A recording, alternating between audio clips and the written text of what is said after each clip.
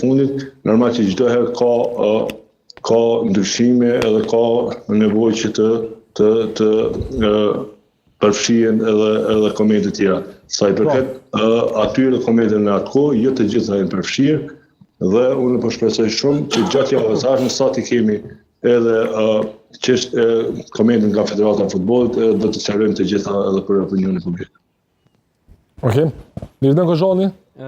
Përshëndetje zotri Shatri.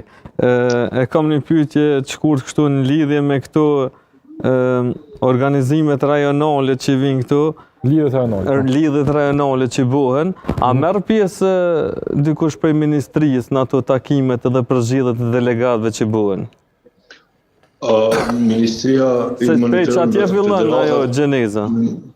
Ministria i monitoron vetëm kuvendet e federatës, ndërsa kuvendet e anëtarëve të federatës i monitoron vetë federata, por gjithsesi që ministria kërkon gjithë procedurën dhe gjithë dokumentacionin e anëtarëve të federatës në raste sidomos në raste kur kemi të bëjmë me organizim pak më ndryshe, siç janë lidhjet rajonale.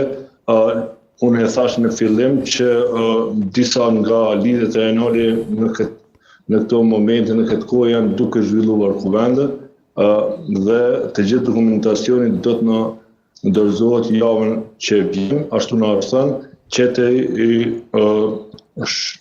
i trajtojmë që ajo në harmoni edhe me brejtjet e institucionit, edhe në harmoni me legjislacionin të fuqi të vendit tonë.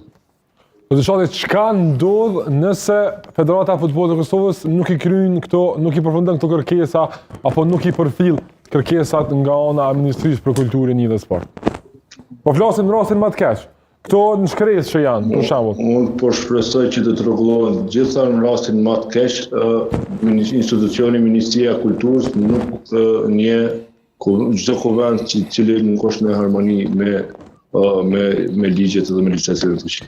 A ka ndonjë afat se deri kur Federata e Futbollit të Kosovës është e obliguar të harmonizojë statutin dhe të kryejë këto obligime, këto kërkesa të plotësoj?